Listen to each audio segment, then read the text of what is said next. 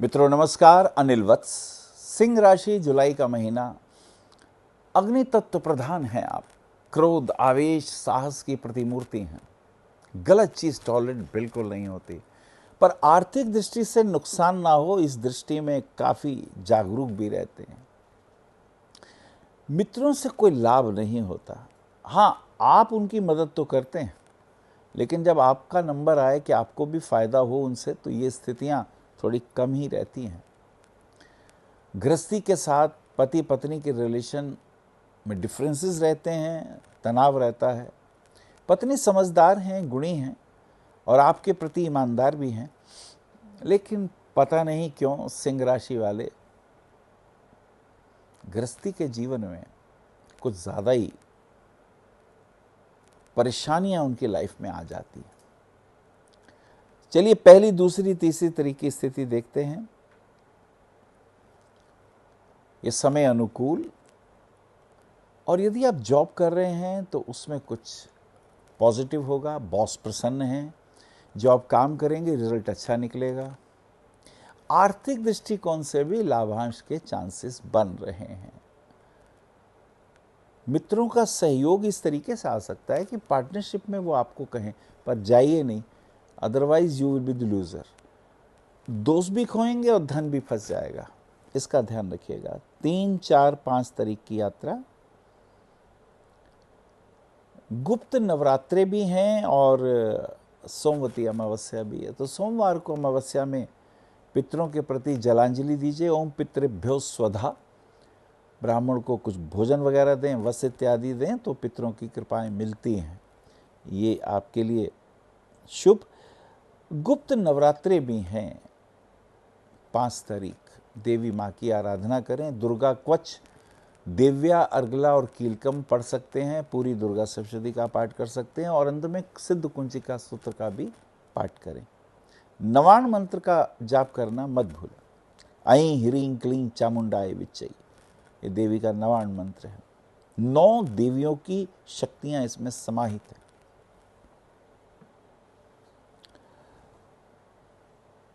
छः, 7, 8 तारीख की यात्रा जगन्नाथ भगवान का ध्यान करते हुए रथ यात्रा है उनकी।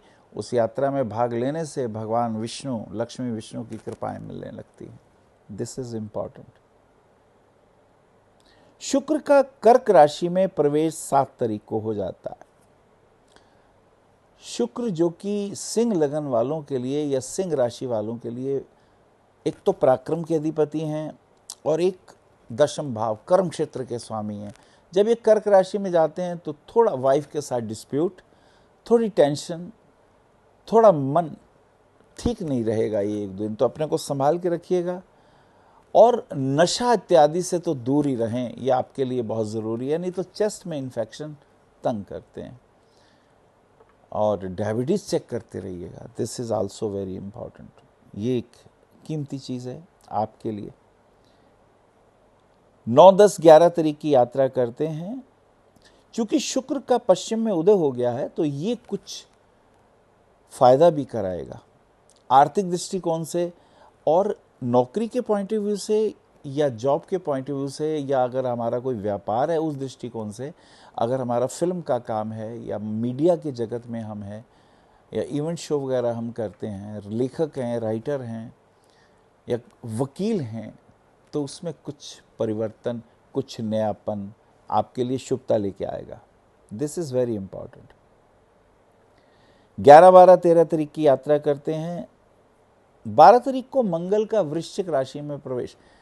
मार्स प्लैनेट आपके लिए चमत्कार है। एक तो पिता का आशीर्वाद मिलता है, भाग्य साथ देता है, प्रॉपर्टी में बहुत फायदा होता है।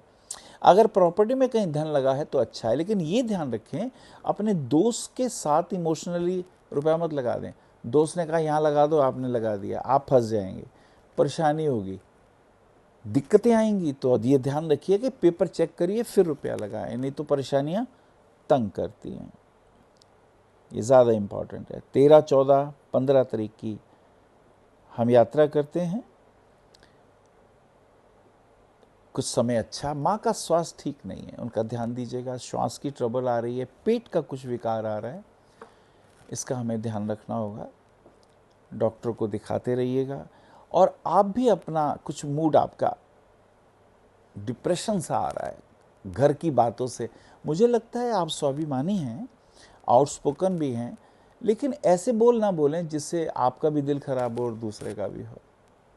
थोड़ा ये इम्पोर्टेंट रहेगा, इसका आप ध्यान रखिएगा। ये बहुत उपयुक्त भी है और ठीक भी है।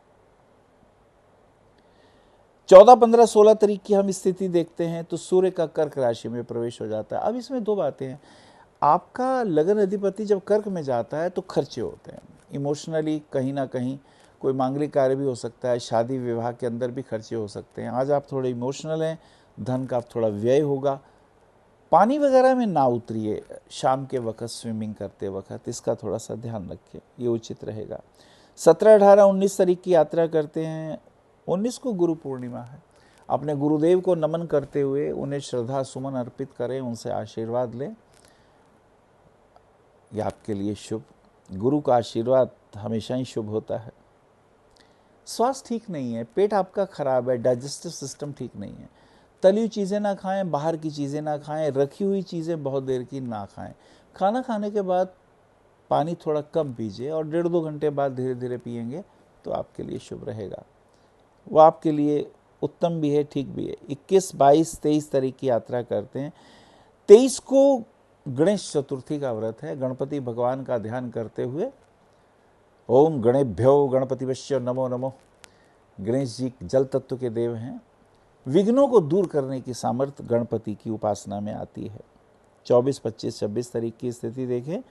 24 को नागपंचमी है। कहते हैं नागेश्वर भगवान का ध्यान करके शिवलिंग पे यदि दूध चढ़ाया जाता है तो शरीर के इन्फेक्शन और विष संबंधी प्रभाव दूर हो जाते हैं। रुद्री का पाठ कर सकते हैं, बहुत अच्छा है।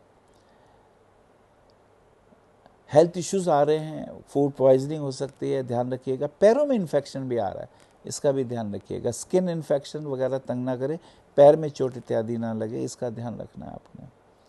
ये ज़्यादा मुख्य बात आ जाती है। 25, 26, 27 तारीख की यात्रा करते हैं। बुध का सिंह राशि में प्रवेश हो जाता है। एक अच्छी बात ये होने वाली है कि 1-2 दिनों में आर्थिक दृष्टिकोण से लाभ होने वाला है। कहीं लोन अप्लाई किया है वो हो जाएगा, कहीं आपने किसी से रुपए मांगे हैं वो भी मिल सकते हैं, और शेयर मार्केट में तो विशेष रूप से फ़ायदा होने वाला है। कहीं ना कहीं आपने अगर रुपया इन्वेस्ट किया है, कमीशन के कार्य हो, तो उसमें भी आपको फ़ायदा ज़रूर होगा। ये एक बहुत महत्वपूर्ण। और इस बीच में चूंकि बुध सिंह राशि में प्रवेश कर रहे हैं, and both are the friends, तो ये लाभ होने की संभावना बन सकती है।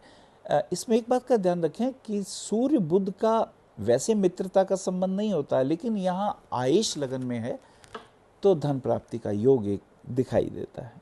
28, 29, 30 तारीख की यात्रा करते हैं। समय अनुकूल है, पॉजिटिव है, बिजनेस पॉइंट ऑफ व्यू से फ़ायदा होगा। कपड़े का काम है तो उसमें लाभ होगा। चावल का गल्ले का काम है तो वहाँ भी फ़ायदा होने वाला है। और फिल्म इंडस्ट्री से रिलेटेड हैं, फोटोग्राफी का शौक़ है, या कपड़े का, ज्वेलरी का कार्य है, इन सारे कार्यों में फ़ायदा हो सकता है। और यदि ट्रैवल एजेंसी वगैरह है, खाने पीने का काम है, होटल वगैरह का है, इन सब चीज़ों में फ़ायदा। इलेक्ट्रॉनिक के कार्यों में भी फ़ायदे का योग बन रहा है। 30, 31 तारीख की अगर यात्रा करें, 31 को शुक्र का सिंह राशि में प्रवेश हो जाता है। वाइफ के साथ संबंध थोड़े प्रतिकूल हो सकते हैं, छोटी छोटी बातों पे तनाव हो सकता है, स्वाभिमान इतना बढ़ सकता है, हम उपेक्षा कर सकते हैं। हमें अपनी वाणी पर संयम रखना चाहिए। अत्यधिक क्रोध और आवेश आपके लिए हानिकारक है।